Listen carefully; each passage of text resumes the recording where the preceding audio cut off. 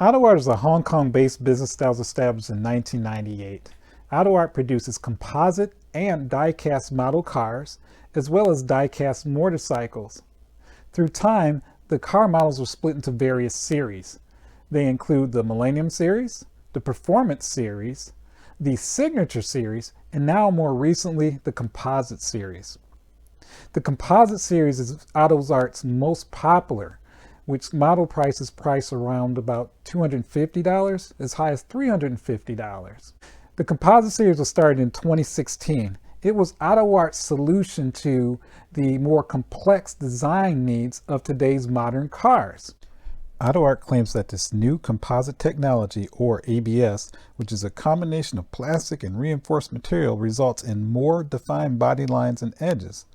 Moreover, Autoart has concluded that the composite body is better in almost every respect when producing an affordable model car body that will meet the exacting standards of their customers. The reception to this change, well, to put it lightly, was mixed. Some praised it as they saw it as a cost-cutting measure that would lead to models at a more affordable price. Others liked the idea that possibly Autoart would do what the resin competitors have been doing, which is some niche, low-volume models, limited edition models that they could produce. Others, on the other hand, were not so pleased.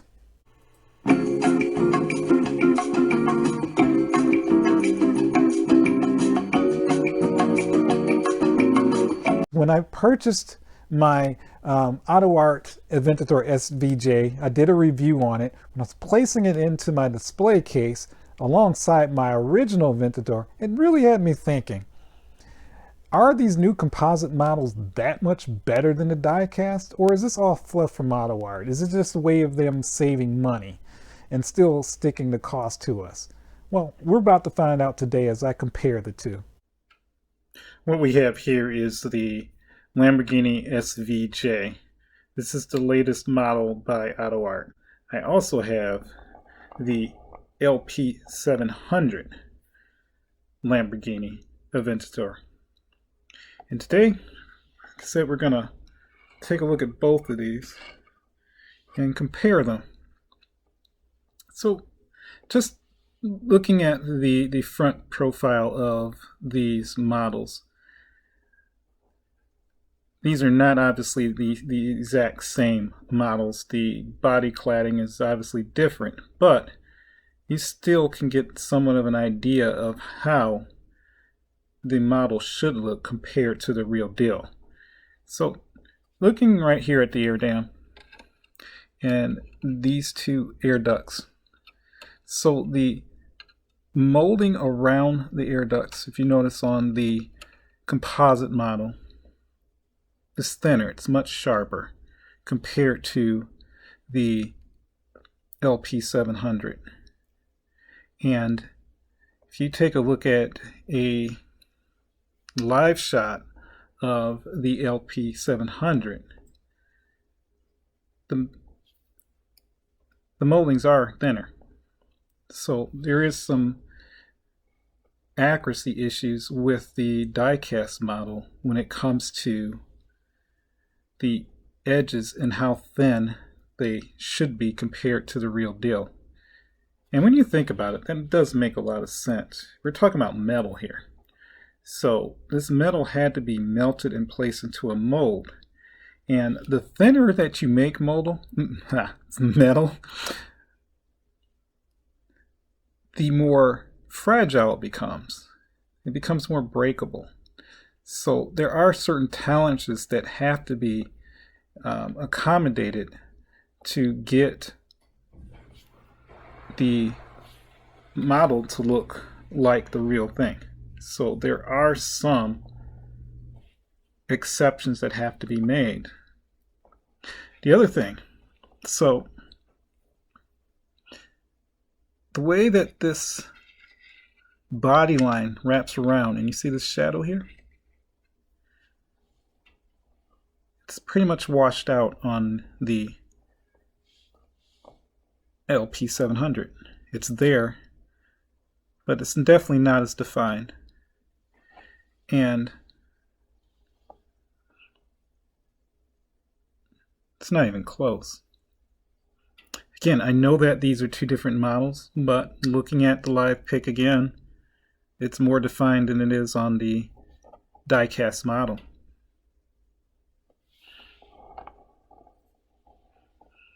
Moving on to the back.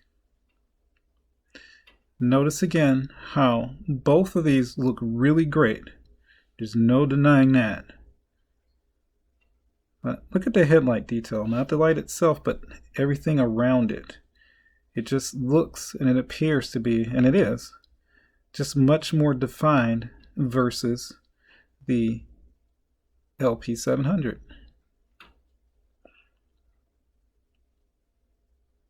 So there is definitely a difference.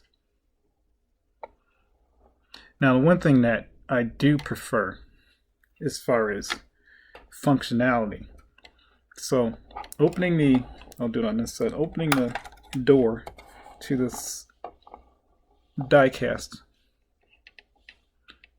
Aventador is seamless. It just pops right open. So when I go to the composite, it opens, but this is extremely light. There's no weight to it. With the die-cast metal one, I feel very confident when I open this. I don't feel as if it's about to break off. This feels like it could break at any moment. I'm honestly uncomfortable opening the composite model for that reason.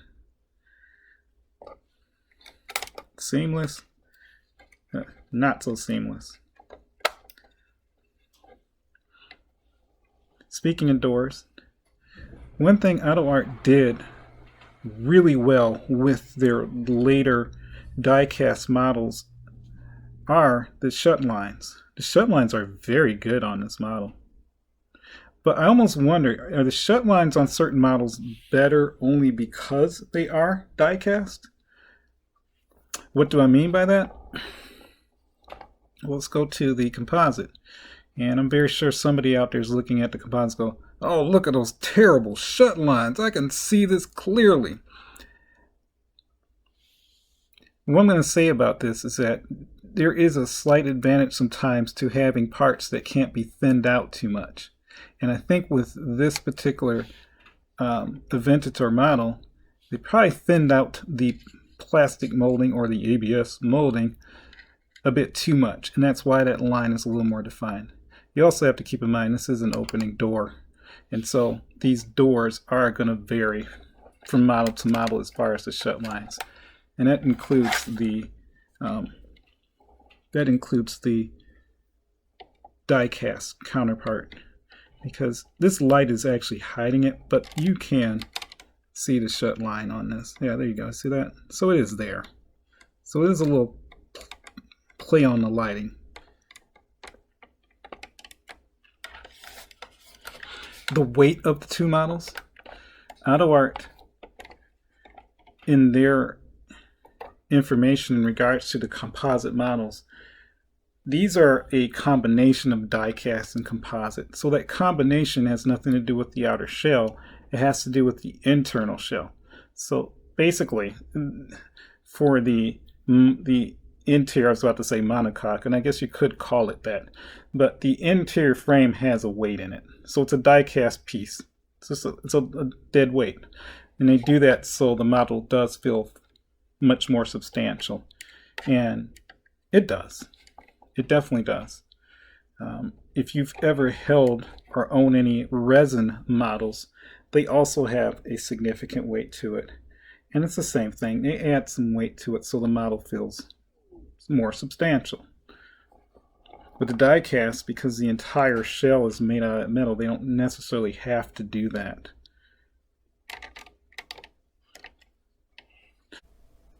Moving on to the top view. Look at the roof. Look at the creases in the models. The matte green, the creases are far more defined than they are on the die-cast model. And that again is a consequence of trying to make defined lines out of an extremely hard, less malleable material. Now some will argue it's because of the color of the car. It's red and it's a little bit brighter, and the matte has no kind of reflection to it. Well, that's what I thought.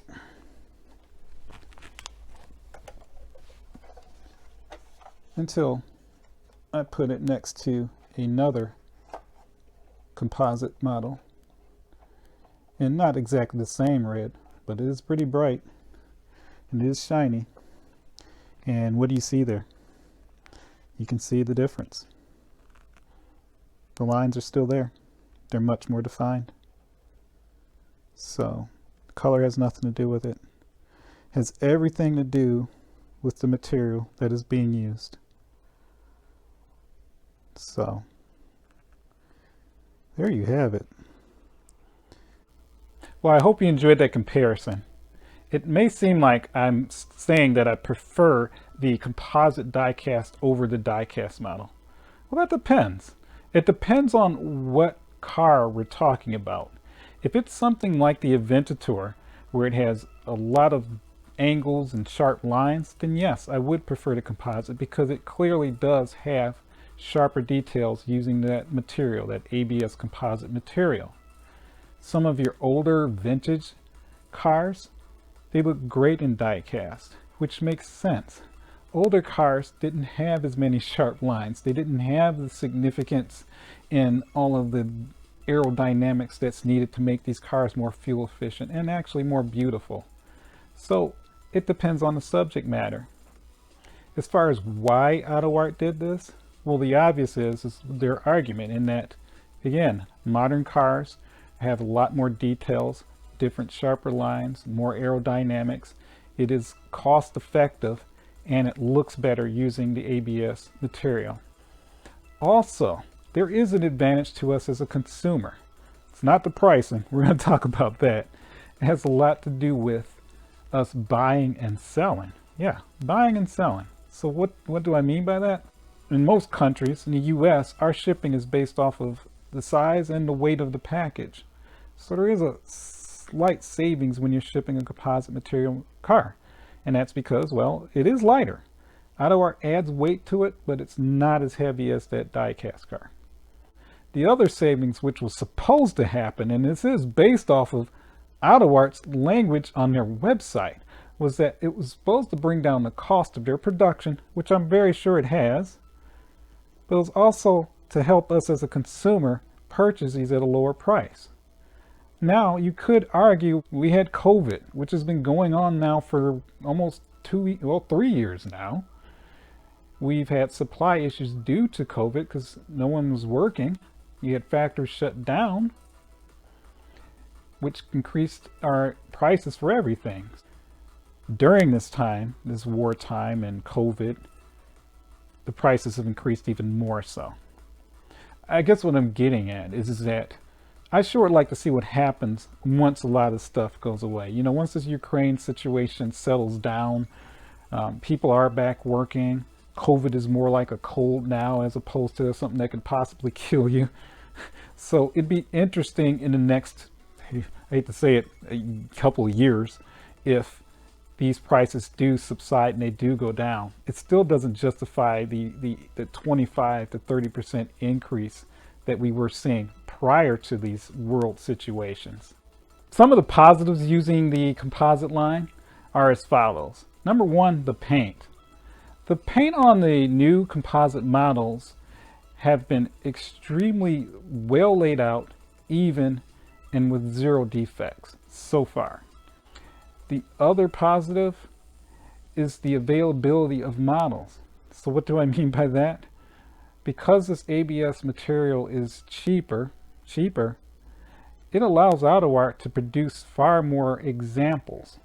The negatives, which I addressed before, but let's just go back to it again. The flimsy material that's used. I do not feel comfortable opening the parts of these cars, especially, for example, the Aventador that we just talked about, or the Koenigsegg. I've yet to have one of those break on me, but it does make me uncomfortable every time I open one of those models, and it has a lot to do with that ABS material being so light and flimsy. So that's definitely a negative. The other negative is the cost. I know we talked about this already, but I can't figure out why, with the exception of the wars and the COVID things going on, why these are priced the way they are. It just doesn't make sense. I appreciate you watching. Please leave comments and please like and subscribe. That'll give me an idea if you like seeing these videos, and I'll produce more. I appreciate your time and thank you very much. See you next time.